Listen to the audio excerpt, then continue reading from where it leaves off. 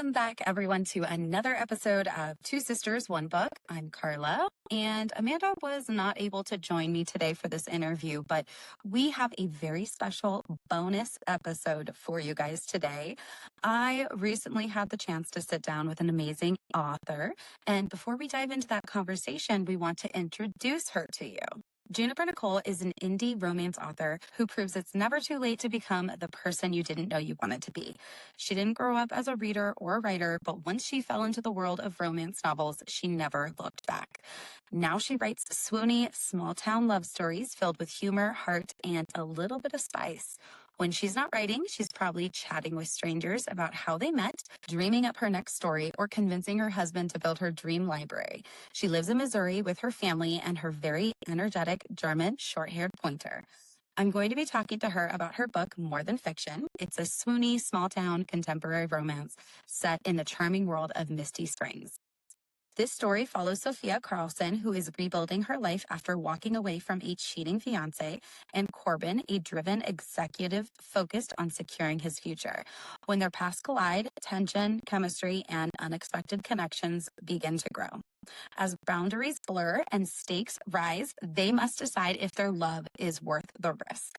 The novel blends humor, heart, found family, and a slow burn romance that captures the magic of second chances and unexpected beginnings. We hope you enjoy the interview. Be sure to check out Juniper Nicole on social media and find her book More Than Fiction on Kindle Unlimited, Amazon, and her personal store. So without further ado, here is our conversation with Juniper Nicole. I am so excited to dive into the story. Juniper Nicole, welcome to Two Sisters, One Book podcast. We are thrilled to have you. How's everything going today? Oh, good. Yes, going great. Just Good. the usual strifes of life, which is, working, and then tending to children in between, trying my best to be an author.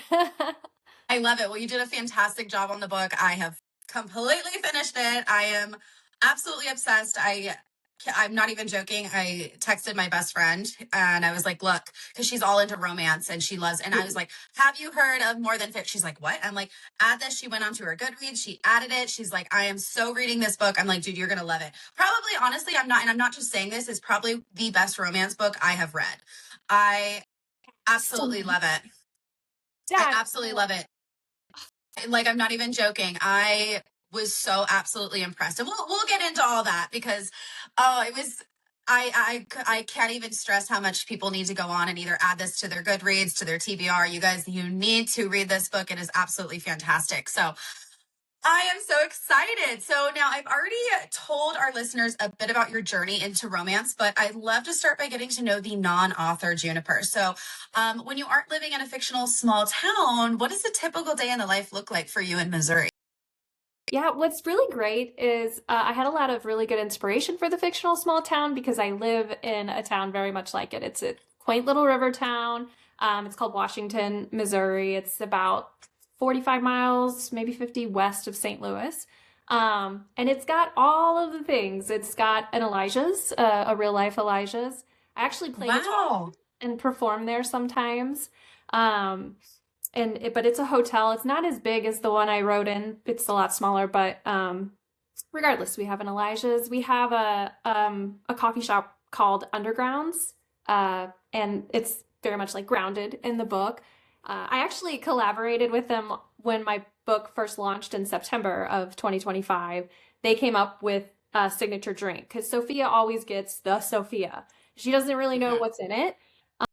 So Undergrounds worked with me and they created the Sophia, like they curated their own flavor drink and people could come in and ask for the Sophia. So it's been fun. Like my small town has really taken it on. I was in like one of our little Washington neighborhood magazines and just I'll see people out and about sometimes and they're like, hey, Juniper.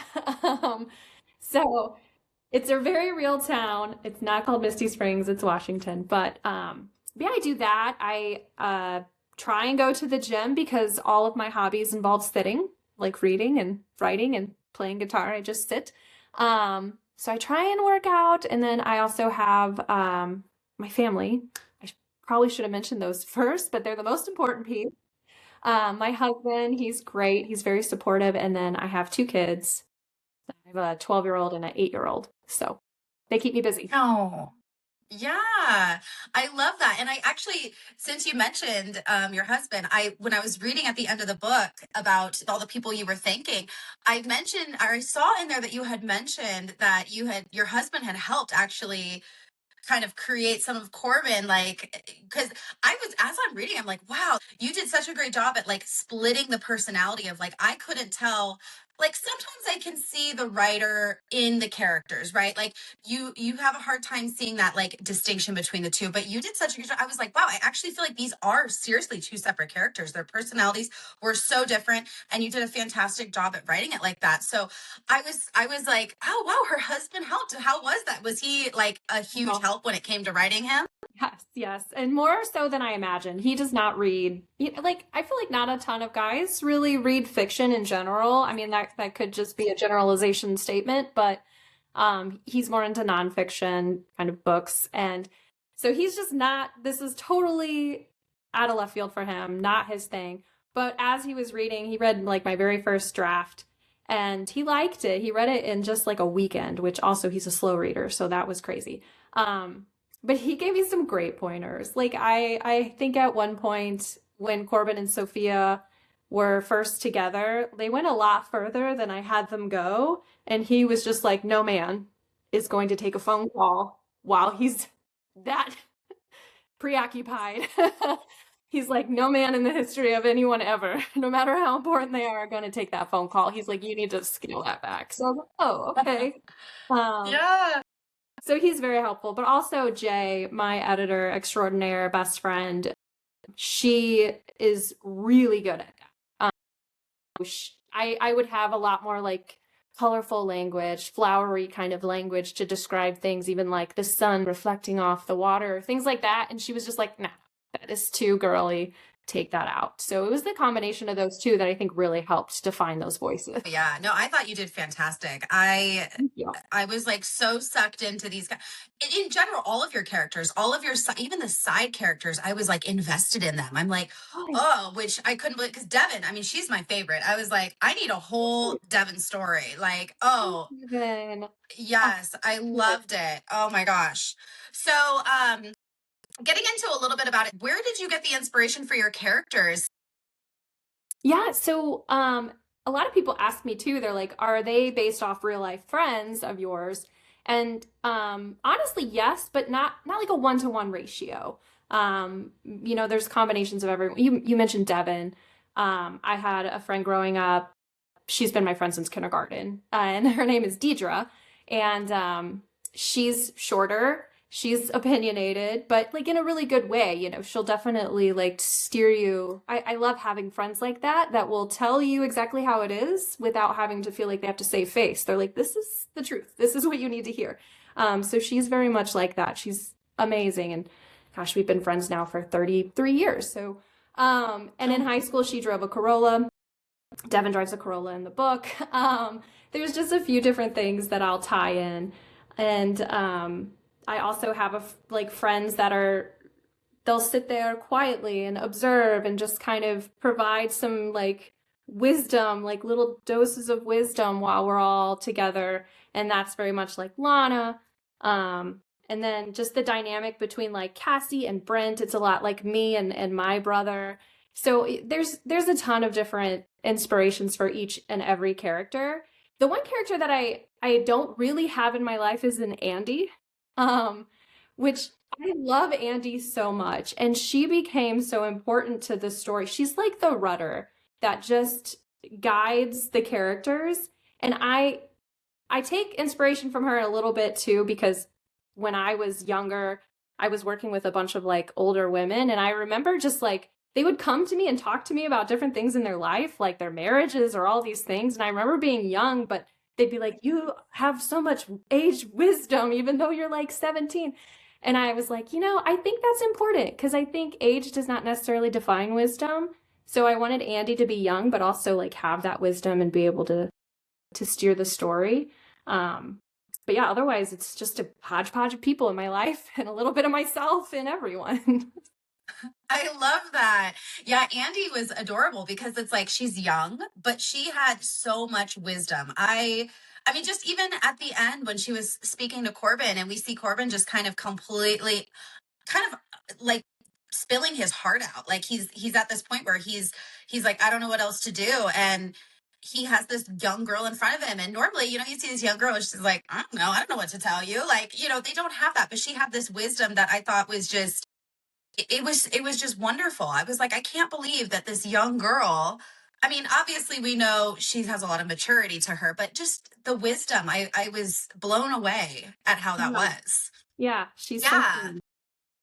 Now, you mentioned that the setting, because the setting what is kind of from your hometown in a way, right?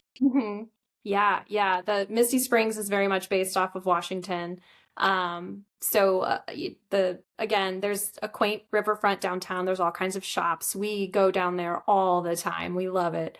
And it is a bit of a larger town, but it feels small. There's a lot of people haven't left. So, you know people from high school that you see all the time. And I honestly, some people hate it and they itch to get out of their hometown, but I love it. I just feel so rooted here. There's nothing like it.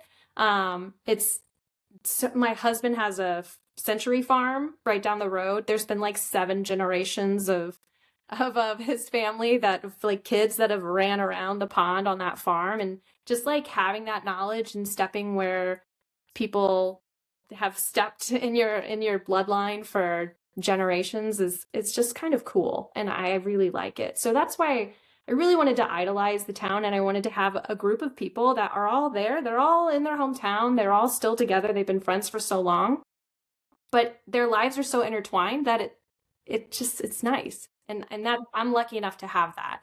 And that's Yeah. what I wanted to write about. Yeah, I love the idea that you had of taking this big like COO guy who is from, you know, he's in New York, and we know New York is like this huge big place where you're probably, I mean, you'll see some of the similar people, but it's not like you know the person at the coffee shop every day who comes in, whatever it might be. And taking him and placing him into like this small little town where everybody knows everybody. And as I think it was even Sophia mentioned, like I'll probably see him again at the hotel that I work at. That's the only hotel in Yeah. Misty Springs. I was like, this is so creative, you know, throwing this guy in there. Yeah.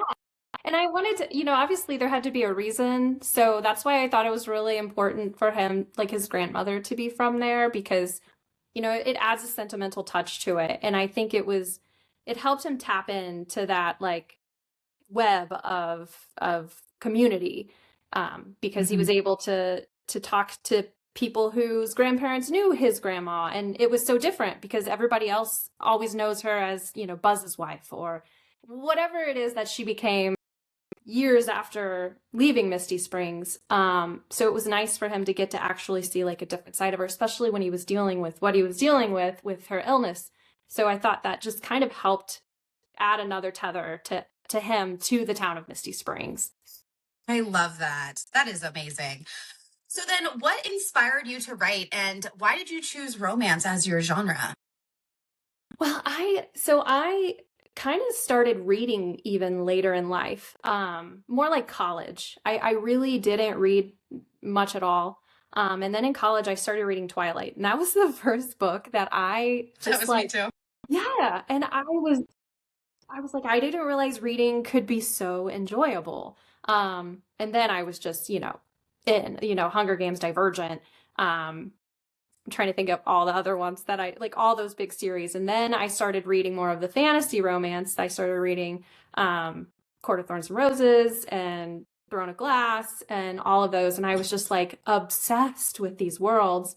And I did try and write fantasy first because I just had ideas. It was like once I started reading, I've always been kind of a creative person, and I've never really had a creative outlet.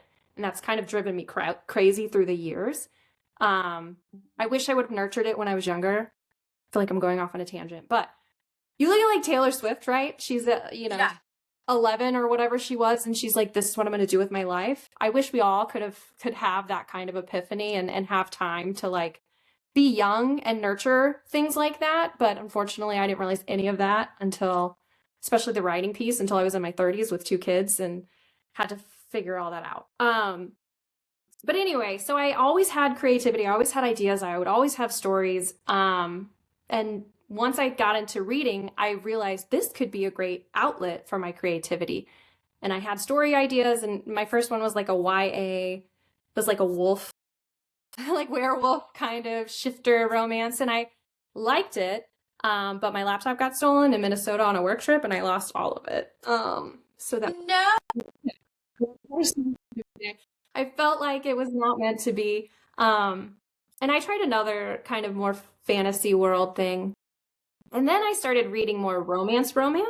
And I just was like, I kind of like the simplicity of just two people falling in love, right? And it's like an everyday kind of magic that you get to see in real life. And I honestly already enjoy just talking to people. I travel for work, I'm in sales, I talk to new people all the time. I have to always find new things to talk about. And one of the things I always like hearing is like how they met their spouse or their significant. I always love those love stories because they're always different. And I feel like one thing that you always kind of find is like, oh, well, I wasn't going to do this, but I did. And then we met. Or I wasn't going to go here, but then I did. And we met. And I just think there's something so magical about that, right? You don't need fated mates. You don't need all of that. Like there's real life bonds that draw people together, and you can see it in these little stories. So it just pulled me in. And I was like, I could do a romance book. I'm going to try that. And that's what I did. Love that. Yeah. See, I want to say, well, okay, if we're not counting Harry Potter, right? When I was younger, I tried the Harry Potter thing. And I think like in 6th grade, whatever. And I tried reading it, and, it was more of just like a race with my friends who can finish the book first. But my real sit down, actually read book was Twilight as well. And actually Amanda's was the Hunger Games. So we always joke because it's like, I was the Twilight girl. I'm like, oh, I love Twilight, and it's like Team Edward, I was always Team Jacob, but that's a side thing. And so it was definitely probably like very similar, one of my first books into reading. And then I started reading, what was it called? 50 Shades of Grey. Yeah. And that was like my first, my first, like, wow, you can write this. This is really awesome. Like, I was like, oh, hello. I was like, nobody, like, what, I wouldn't have thought that could be part of a book. Right. And then it kind of introduced me to that. And then, life takes over, and I kind of got separated from reading a little bit.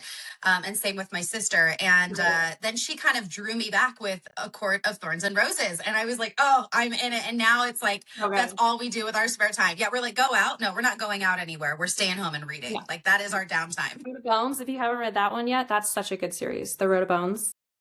Really? Okay. With that one. It's an older series, but it's starting to take off. Like I think it came out I don't remember, a few years ago, but she's still working on it. Anyway, that was our book club. To write that down.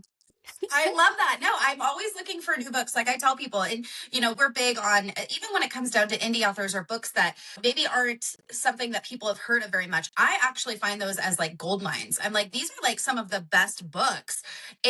We say this all the time. Every big author had to start somewhere, right? Sure. So yeah, just because you're a bestseller for the New York Times or whatever, it doesn't necessarily mean that they're any better than somebody who maybe isn't as well known yet. So we're always telling people, we're like, send us over suggestions. We love it. We're always willing to read a book.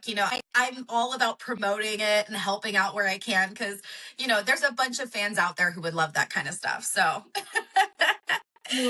now, same. Yeah. Right. Now, what motivated you to self-publish? So I didn't even reach out to any kind of agents or anything in the very beginning, because I have since, I think I've submitted all of like 4 agents just to kind of see. I'm like, I'm just going to see. But in the very beginning, I was like, you know what? Because again, I'm in sales. And I was like, I don't like to have the lower hand in negotiation. I'm a nobody. I'm nothing. Like I would go out there. I truly felt too, like, I don't want to toot my own horn, but I was like, this is special. Like I worked really hard on this book, and I was really proud of it. And the last thing that I wanted to do was like undercut myself in a negotiation that I had nothing to bring to the table. Or like be forced to change something to fit a mold because I know I don't quite fit the exact mold that you read in a lot of romance stories. Like I added a little bit of twist and a little bit of drama, and like at the end there's like another little bump of action that happens, and that doesn't follow the stereotypical storytelling mode of a romance book. So I was like, I just worry that they'd be like, oh, well, this needs to be changed and this needs to be changed and we want to get rid of this and we want to change that. And I just couldn't see that happen. I was like, I cared too much about it. Of course, this is all hypothetical. Like I probably would have reached out to tons of agents and no one would have even responded back. It's probably what would have really happened. But in my head, I was like, what is that even going to get me? Besides possibly changing it. And this was right around the time too that so like Quicksilver had just become really big and Kelly Hart had just signed with an agent and she was like redoing her book covers. And I was like, I really liked the original Quicksilver book cover and I did not like the new one. And just also Heartless Hunter had just come out. Well, and it's Crimson Moth in the UK, and Crimson Moth is way cooler. And then it's like she was like forced to change it to Heartless Hunter because of agents, like big publishing, like forced them to make these changes. And I'm like, I don't know, it just scared me. So I'm like, what's it hurt to just try it? I mean, I don't have delusions of like, I'm going to be a famous author and quit my job tomorrow. Like, I know that's not going to happen. So it's like, if I'm doing this just to get my story out there and share something with readers and try something, why wouldn't I just do it on my own? So that was my thought.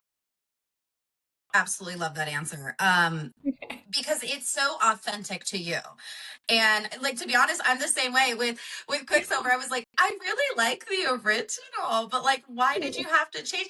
And I feel like something coming directly from the author, it is you.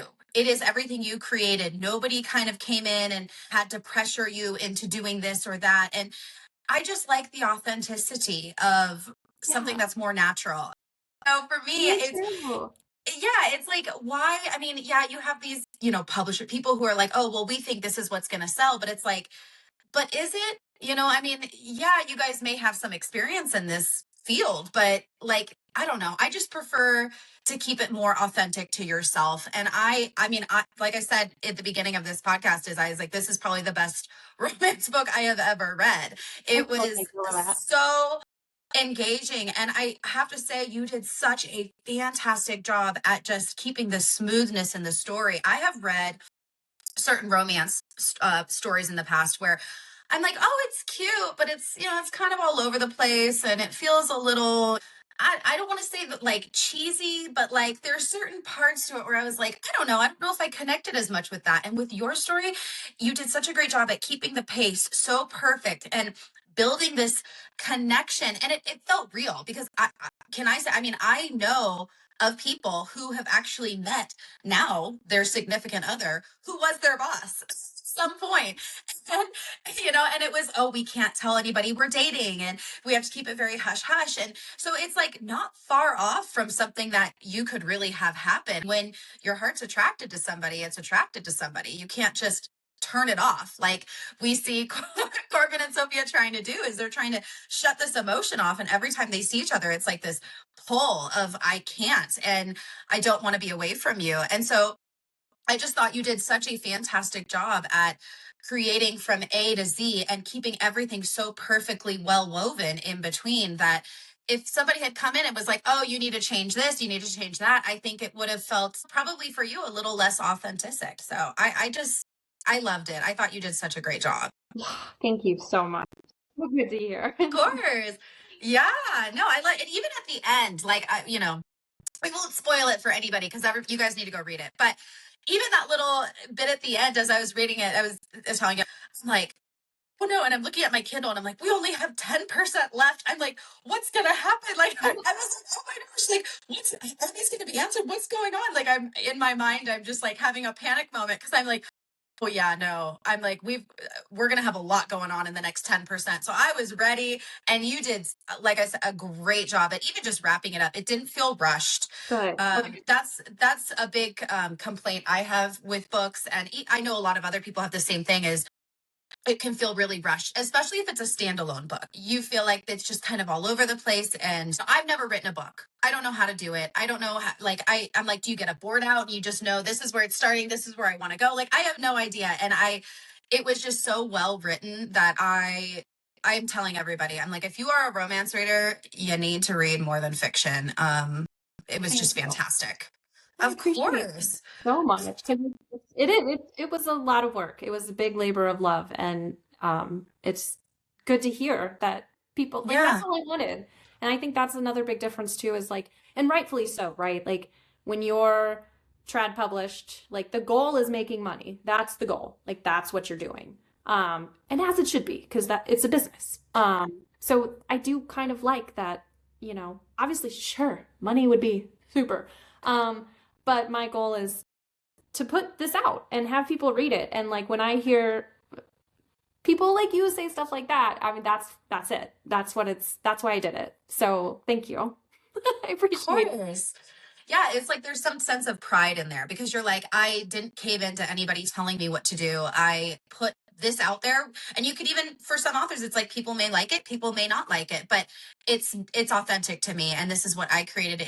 It's just something that not everybody can replicate. Like I feel like to be a writer, you have to be a very special kind of person because I would be in there writing, and because I don't know how to do any of this, I'd be all over the place. Like, oh, this sounds good. And then you read it and you're like, oh no, we're not going to do that. But yeah, I can't recommend your book enough to people. I really do. I think if anybody has enough like of a dream and like determination, because I thought the same thing just a few years ago. I was like, I'm not a writer. I could never be a writer. And my friend Jay again was like, yeah, you can. Like she worked for an independent author and she like knew all these different things. Like I had to study up, like I had to read books on writing. I had to learn how to write because I didn't know.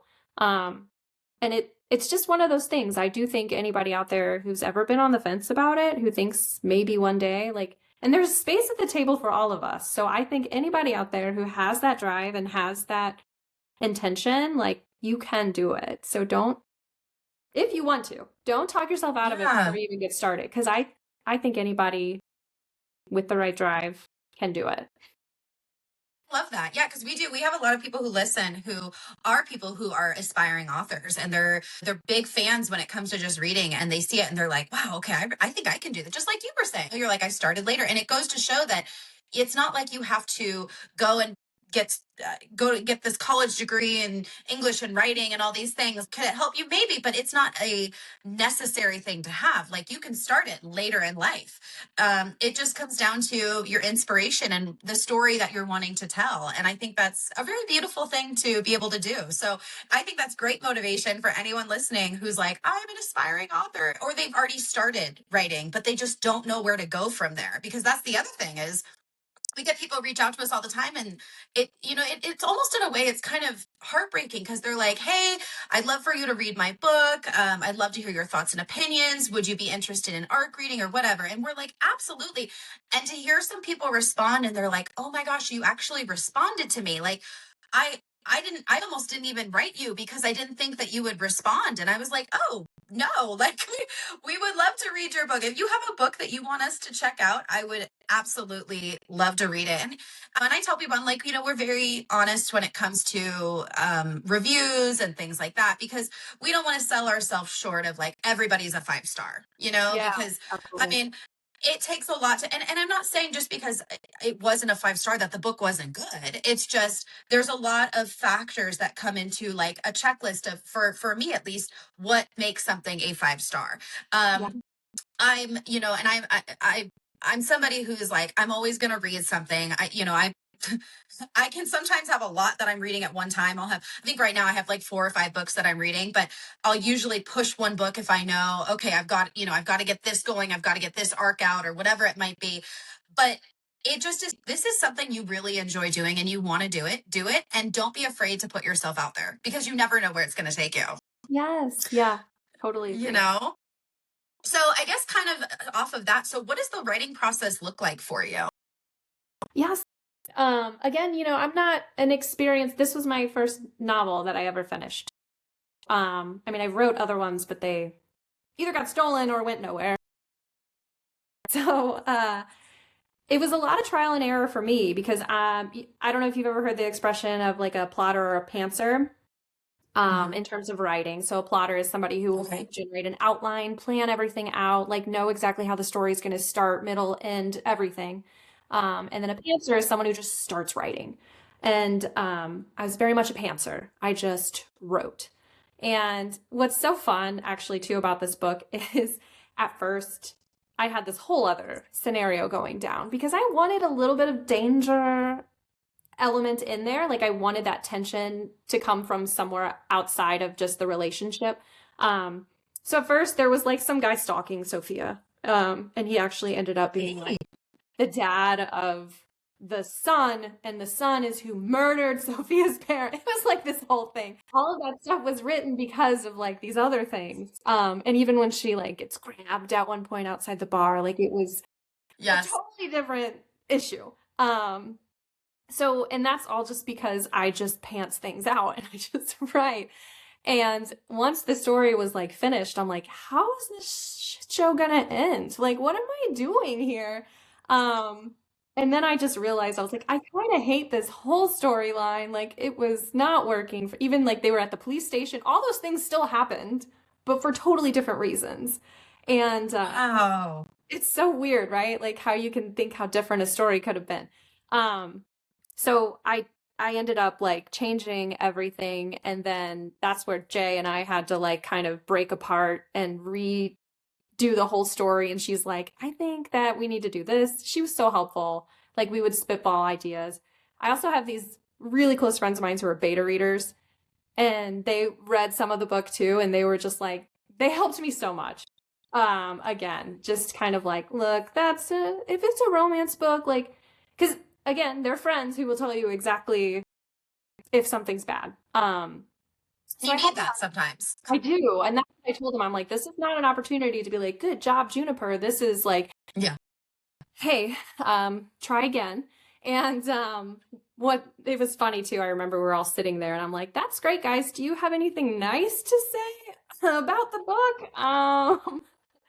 But anyway, so yeah, it definitely, and that's why this book took me about 3 years because I started and stopped and started and stopped and changed and blew it up and dismantled and redid everything. So learned from that to be more of a plotter. So like book 2, I already have an outline. I already know what's going to happen in it. I already have direction. Like I think that is the way to go, at least for me. And if you're a new author who's just getting started out, I think trying to determine like, make sure you kind of have a pretty good idea on how your story is going to end. I think that's the best kind of advice I can have. But anyway, so that's my process. I will write my rough draft. Hopefully it doesn't take me 3 years. But I write my rough draft, which I actually do have my rough draft for book 2 done. My next step is, yes, so exciting. My next step is I send it to Jay, who's like my alpha reader. She'll read everything. And she'll just kind of like more for like a storyline, and she'll let me know if like anything drags or if she loses attention or she doesn't really care as much. She's a big fantasy reader. She's not so much a romance reader. So it's nice to have her read these books because if she's entertained, I know I did it. If I can keep Jay engaged, I did it. So that's my goal. Right. Keep Jay engaged. So, so she'll read it. Once she's read it and given me the green light, it'll go to the beta readers and they'll read it. I'll give them like a month or 6 weeks, and they all live nearby. I've known them forever. And they'll come over, we'll drink wine, we'll have snacks, and we will review the book. They give me all their notes, hundreds of lines of notes. That wow. Yeah, it's fun. And then I'll redo it, edit all the notes, and then it goes to my editor, and then my editor will give the final like blessing to everything and like read through everything and catch the grammatical errors and also like any inconsistencies and things like that. And then it's ready to go. Wow, that's pretty amazing. I love that you have your friends who are willing to do that, because it's like, don't just tell me this is great because you love me. Like, if you love me, you'll tell me what's wrong. Yeah. Don't, that's because that can sometimes be the downfall, is if people are too afraid to like, well, I don't want to hurt your feelings. And you know how hard you worked. And it's like, well, if you know how hard I worked, you know, to help me when I need something fixed, because I might not see something that you do as a reader. Right. Yeah, exactly. I mean, I think it's, and I kind of wish I would have had it ready, but I have my, what I gave them. Originally, too, the book was called The Next Chapter. And I absolutely love that title. I had that title for like 2 years, like locked in. And it made sense because, you know, there's a lot of books involved in it, like publishing company she likes to read. Yeah. Also, it's the next chapter of her life and it's the next chapter of his life. And I was like, oh, it's so perfect. So anyway, I do have my like original beta things that I had given them. And you can like open it up and just see where like they circled. I said the word dick like 50 times. And she's just like, dick, dick, dick. Like, why did you say dick so much? I don't know. What do I say?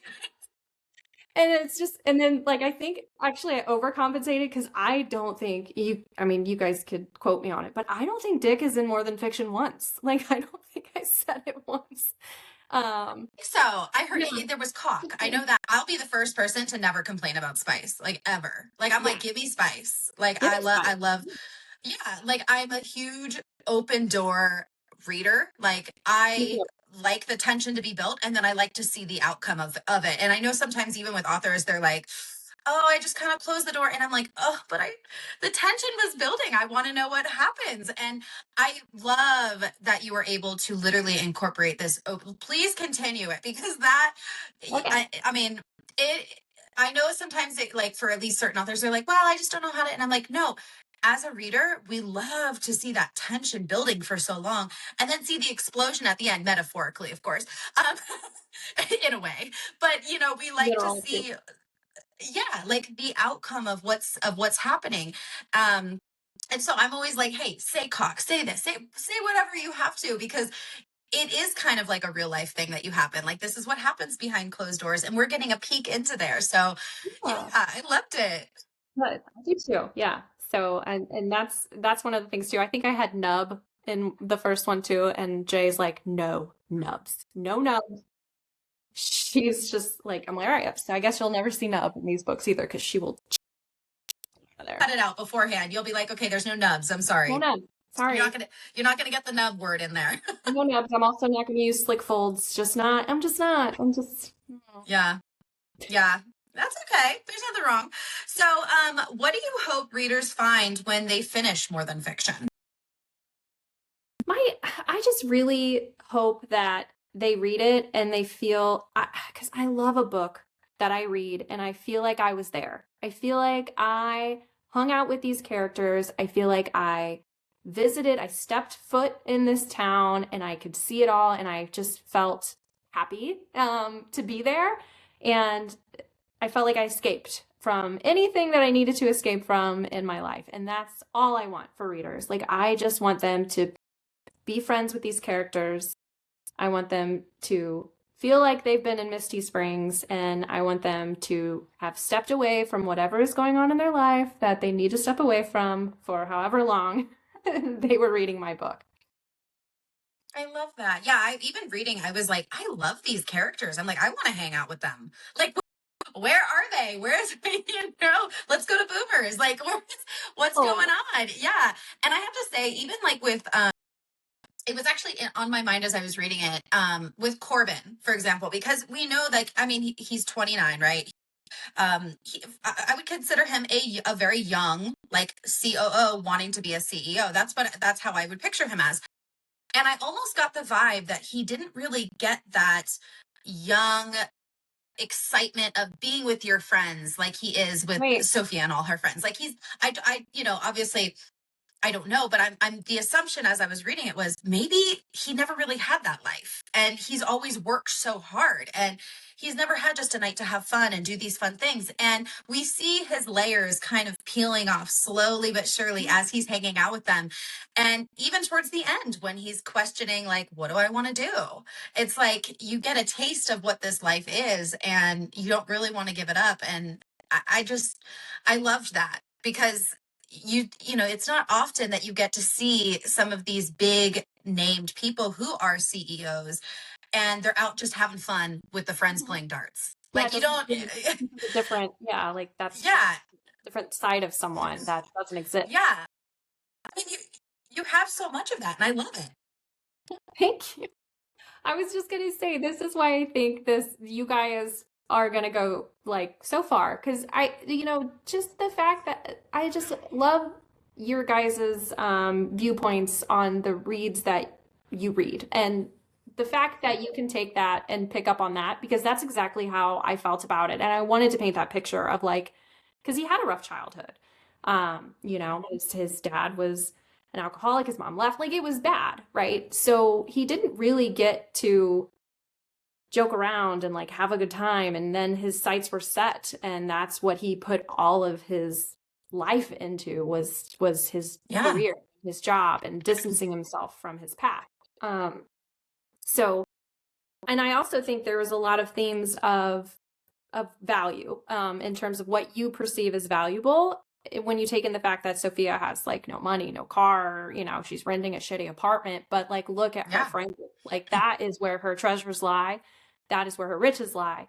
And then you have Corbin, who has like all the money that he could ever want, but like his, is pretty lonely. So that's exactly what I wanted people to feel when they saw the arc that these characters have. So yay! I'm so glad that you. Yeah, no, and I think, and even when it comes down to Sophia, like we know, if we haven't been there ourselves, we know it. We know of people who have been in a situation where they don't have a lot of money. They're working two jobs. They don't have enough money for a down payment. Their cell phone breaks or it's on the verge of breaking and they can't afford to get a new one. And they're just trying to make ends meet. And you're willing to kind of do whatever you can, pick up extra shifts, accept help from your friends when they're offering it. And I think we've all, at least if we haven't been there, we know somebody who has. And so I feel like seeing Sophia where she's at, and because she's on this far end, and then we have Corbin, who is this very rich, successful man where we know it is going to be lonely. I mean, even he mentions it when she's not in his place with him. He's like, it's very lonely, because he recognizes it is lonely, but she filled it with joy. And just seeing the two of them come together and sort of kind of I'm trying to think of the right words to say it, but like kind of layer each other in the ways that they need to be their own person. Yeah. Exactly. Yeah. Thank you. Yes, they fill in the gaps. And I loved that. I loved that they were able to sort of benefit each other in that way. And like I said, the writing of that was just so beautifully well done. Bravo. Thank you. That's fun. I saw, sometimes I'll see like videos or reviews or things, and I did see someone who commented about like Sophia whining about not having money, but still getting like $5 to $10 cups of coffee every day. And I was like, that was her best friend's coffee shop. Like, of course she's going in there to not trying to give it to her for free all the time. You support your friends where you can. I'm telling you what, like even when I have no money, I'm like, I'm getting myself a cup of coffee because I deserve it. I work hard. I try. And you know what? Like, it's like people are going to struggle. They're going to struggle every day, but are they going to not spend money on coffee for themselves just to get through the day? Yeah. But the same thing, like if I had a friend or, any of my friends, I will support them wholeheartedly in anything they do. Like, even if I'm down to my last $5, I'll give them $4. Like it's just, that's what you do for your friends. So I was just kind of like, oh, I don't like that.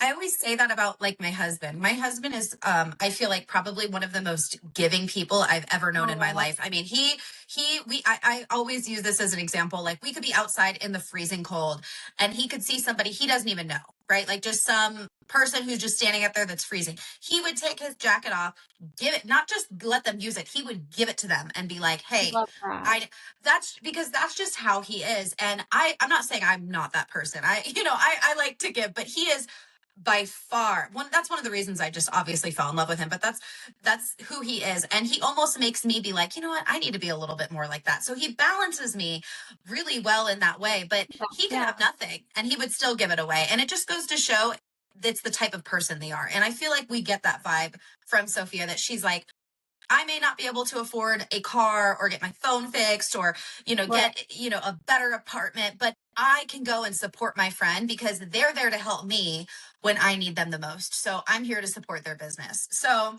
Yeah. that's how I see it. That's how I see it too. And that's all of them with each other. Like they're just close. And I will add to, like, that's again what I'm so lucky to have. Like all of my friends and their kids, they call each other cousins and they call each other aunts and uncles, even though we're not related. But it's just because we've been together for so long, and you get that family vibe. And I feel so blessed to have that in my life. Like, I know that I'm lucky to have that, but that's what I wanted people to feel when they read More Than Fiction too, like read this group. And as they continue with future books, keep getting that feel and keep just falling in love with all of them. Because another thing too, and it doesn't happen all the time. I know there are other romance books that have more than just like one singular supporting friend. But a lot of them that I have read, it's like a friend or a sister or a cousin, or, one person who's kind of there as their supporting like role. And I was like, I want a whole cast, because I do think it takes a village in real life. I think different friends give you different things in your life that, I have a different friend that I'd call if I want to have a conversation about my career versus like a friend that I would want to call if like my, kid is acting a certain way and I need help, or if I wanted help with talk about books, like I have a different friend for books. Like I think we all have that in our life. So I wanted to make sure like Sophia was well-rounded with having all of those kinds of friends around. Yeah. And those are the friends we want. Yeah. Those are the best kind of friends you can have, are people who are there to support you, even at your lowest, Yeah. and even though we do see like Sophia can sometimes, at least from what I read, like a little closed off in a way where she's like, she shuts down, because we all have that in us, right? We all get to a point where we kind of shut down and we don't know how to open, but having those friends who are like, look, when you're ready, we're here. And that's, I think, the type of friends that she had. And even going back to Devin, because again, absolutely love Devin. I think one of my like favorite things about her is just how witty she is when it comes down to, like, what was it she said? All you need to do is just to get out there is get out and just reverse cowgirl someone. And I can't even tell. I was like highlighting that in my Kindle. I was like, this is a great, like, I want a friend like Devin. Where is Devin?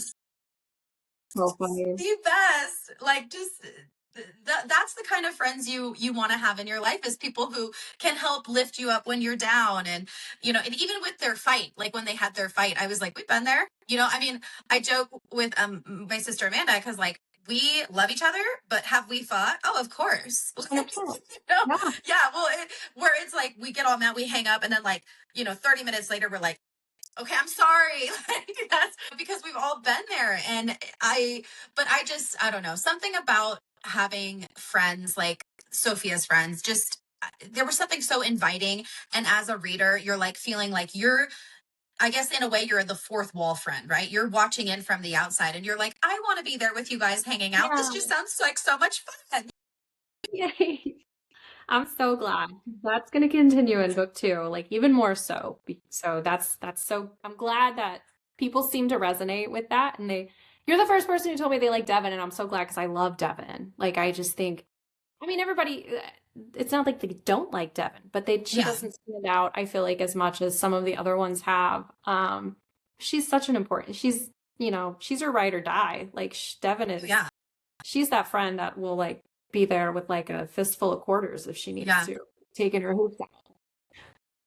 Do people say that is their favorite character? Like, what do you get the most of? I get the most of Andy, and people love Andy. That was my second. Yeah, I totally get that. I love Andy too. And I'm so glad, because Andy was so important to me. Like, I loved her so much. But otherwise, yeah, it's really, people really like Cassie. I think she's just like her sarcasm and her like, sharp tongue, and her fact that she doesn't put up with any crap from Corbin when he like comes in and like puts him in his place. They really like that. Yeah. But yeah, that's been the main ones I've heard, were those Oh, I love that. Yeah, Andy was my second. I was like, Devin, I don't know. It's just something about Devin I loved. And then Andy was like right there. Like I was like, oh, Yeah. it's kind of tough between those two. But I think it was just Devin's, I think it's just honestly the reverse cowgirl thing. Like really, like I was like, that does it. Like, because I would love a friend like that, like who just is so honest and is like, this is what you want to get over somebody. This is how you do it. Like, Like it's like science or something. You need to go like release some tension, like get out of I here. know, exactly. Exactly. So, now what can readers expect from the Misty Springs series? Okay, so here's my plan. It's going to be 4 books that are like they can be read as a standalone, but they're all interconnected. And each of the 4 books is going to follow a different couple in the friend group. And then, I do have a copy of More Than Fiction here, and you'll notice like it has this really cute leafy spine. Yes. So book 2 is going to have a really cute snowflakey spine because it's going to be different seasons for each one. So book 2 Love is going to have that. snowflakes. Another thing I'm doing is like the front cover is going to move to the spine of the next one. So the next spine is going to be this color blue, and then the front's going to be Okay. purple. Ooh, okay. So that one's going to be really, really cute. And I'm not ready to release the title yet, but I am ready to tell you who the couple is. If you're ready to hear Okay. it. I'm ready. Okay, I'm so ready. Let's hear it.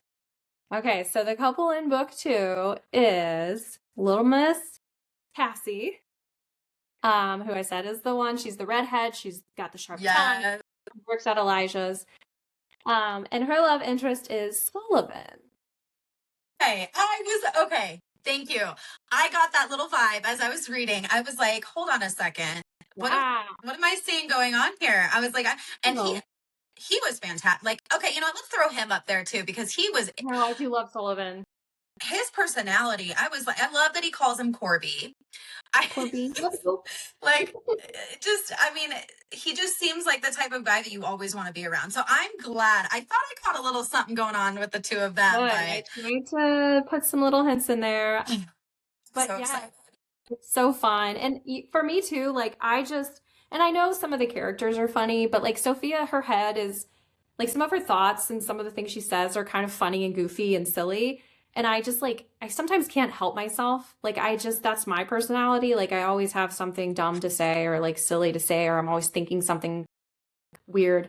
And I was kind of thinking about how hard it would be to write book 2. And if I didn't get that outlet, because she's funny. Like, she'll say some things, but she's more deadpan. She's more serious. But I'm like, ooh, yay, Sullivan. I get to still be my goofy self and just put dumb things in there that make people laugh.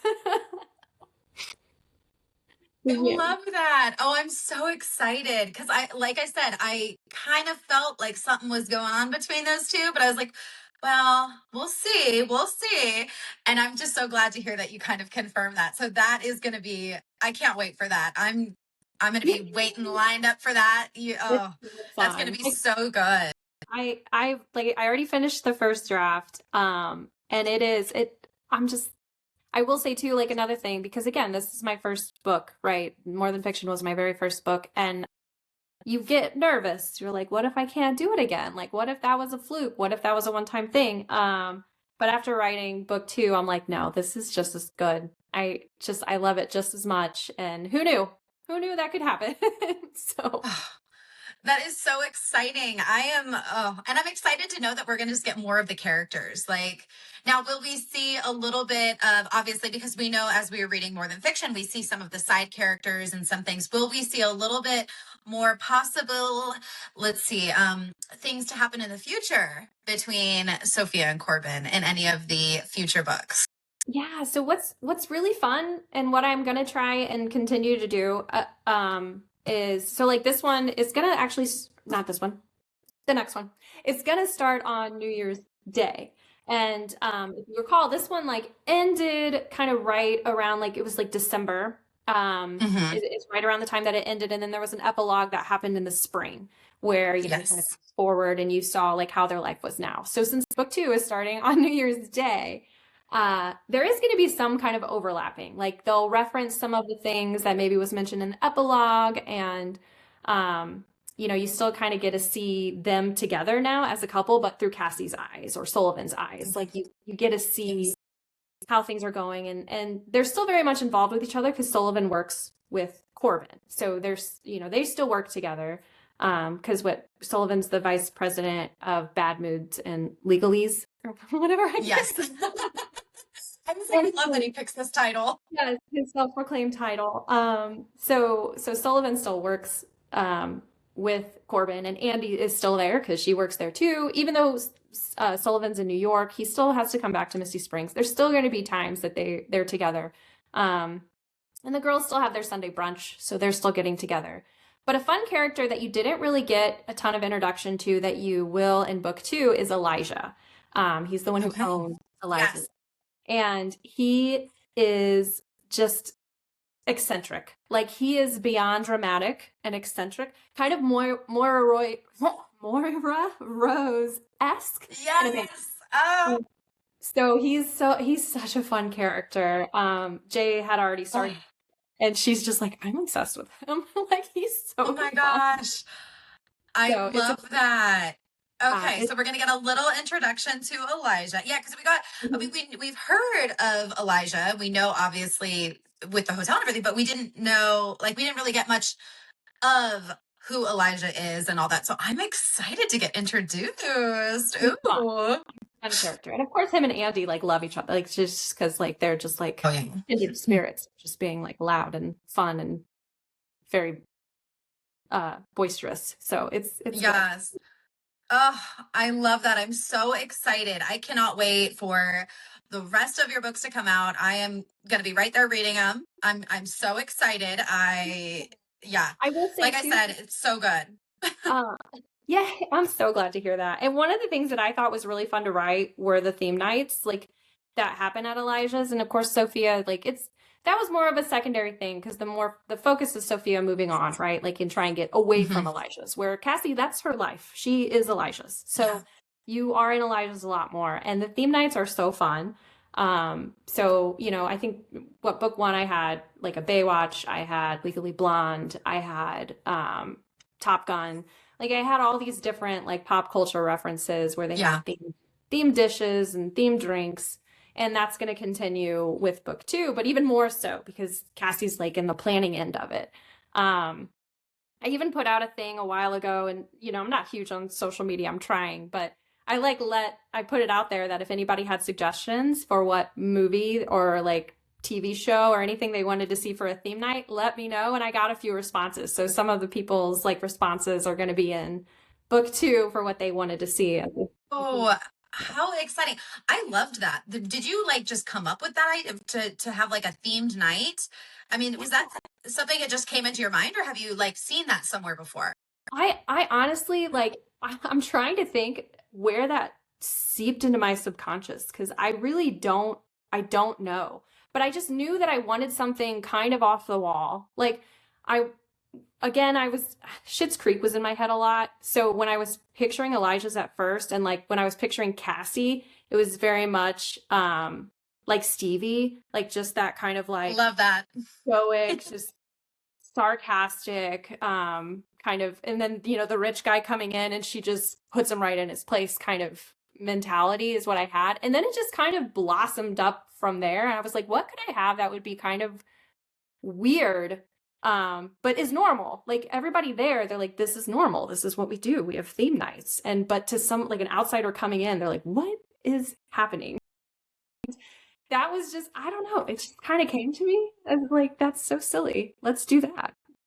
It's perfect for like a small town hotel. Like, that's perfect because it is. It's like people come from out, they're like, what is it? But it gives you a little bit of a fun side to it. Yeah. Something you might not see at a regular, hotel in New York or something. Yeah, it's kind of quirky. It's kind of silly. And I mean, I travel a lot for work. I'm in and out of hotels all the time. And there's a lot of times where I'm just kind of, and I travel by myself. So I'll just, and it's fine. I don't really care to socialize. Sometimes I'm tired and I just want to go to bed anyway. But sometimes it's kind of like you get a little lonely.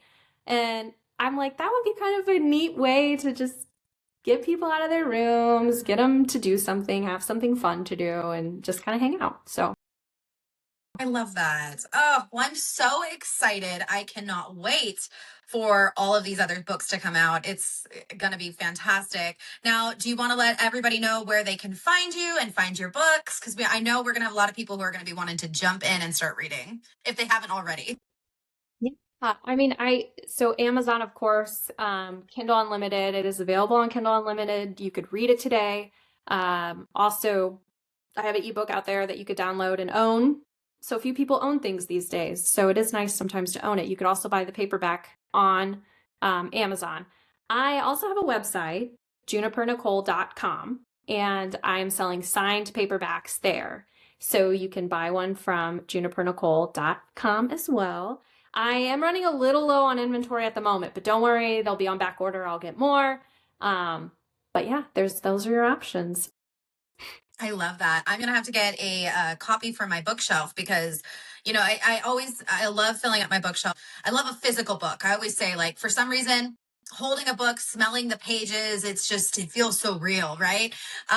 But obviously having my Kindle, it's just so easy because I can just pull up any books I want, got my Kindle Unlimited. I'm like, oh, this is great. But I always say that when I enjoy a book so much, I have to have the physical copy on my shelf as like a trophy, right? Like, Yes, they're trophies. I like to buy the really yeah. pretty, like the pretty painted edges, like sprayed edges and stuff Oh, like that. Those are my shelf trophies. Like I yes. just Say You'll Remember Me, Abby Jimenez. Or no, not Say You'll Remember Me. The next one, The Night We Met. I don't know if you read any Mhm. Abby Jimenez. I Love have, her. yeah. Um, What's funny is the name sounds familiar. I'm wondering it because my best friend's a huge romance fan, and I want to say maybe I've heard that name from her. Obviously, my sister and I are very big indie author fans. We actually prefer to read indie author more than anything, just because we do love the idea of all the hard work that indie authors put into it. My sister and I are both very hardworking people ourselves, and so we can really appreciate somebody who really puts out everything themselves. Now, obviously, once you get, big and obviously you worked hard to get there too. Don't get me wrong, but we love to, we're not really, we don't like to just follow the trend. We like to sort of find these things that it's like, hey, this could be huge. This is fantastic. I Why love are that. people talking about this? So Yeah. yeah, if anybody has suggestions on any type of indie author books, we're always down to read those. So hey, well, we'll be seeing your book over at Barnes and Nobles, and it's going to be everywhere at that point. I have a good feeling about this for you. I hope so. I actually have a book signing at Barnes and Noble, the one near me Yay! in Fenton, Missouri on April 25th. So if anybody lives anywhere near the St. Louis area, April 25th, come visit me at Barnes and Noble in Fenton. Dang, I wish that was near me, but that's okay. That's okay. Yeah. No worries. But yes, anybody who can, definitely, they need to go check you out. We'll go ahead and put your website in the show notes. We'll throw your social media on there. So yeah, if anybody wants to reach out to you, have questions, you guys need to get this book. I'm telling you, I promise you will not regret it. It is so fantastic. So, but yeah, is there anything else you wanted to talk about before we kind of head out? No, I just thank you. Thank you for responding because I was just kind of cold messaged you out of nowhere because again, if anybody's watching this too and you're not following Two Sisters One Book, please do. Um because you guys are great. And I Oh, think thank you're a you. hidden gem yourself. Like you and your sister are a hidden gem as well. So glad we found each other. Well, thank you. I know, I'm so glad. We love just being able to connect with everybody in kind of the book community. Everybody's so nice and so friendly. So, yeah, we're super thankful, and thank you for coming on. We really appreciate it. And yeah, we look forward to seeing anything else that's going to be coming out from you. I'll be one of the first ones to get that book. So, Also, I wanted to mention my shirt. This was made by My Hometown Embroidery. You can go to myhometownembroidery.com. Also, look how cute the sleeve, little detail. love that. Um, so the ones that she actually made too, it replaced the coffee cup with books, which I think is really cute. But she does make a grounded coffee shop one too in Misty Springs. So yes, if you go to My Hometown Embroidery, you can buy the shirt. And if you want to follow her, it's Romance Reader by Night. That's her TikTok and Instagram. Okay.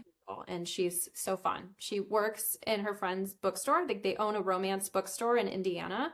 And she works like in the back of the store making like all kinds of cute embroidered things like based on romance book. So if it's not even my book, you might find something else you like from another book that's out there. She makes all kinds of cute stuff, so check her out. Oh, I'm excited. I need to get one for myself. I'm excited. Yes. Yeah. Make sure you guys go check that out if you want one of those. That's going to be so fantastic. Yay.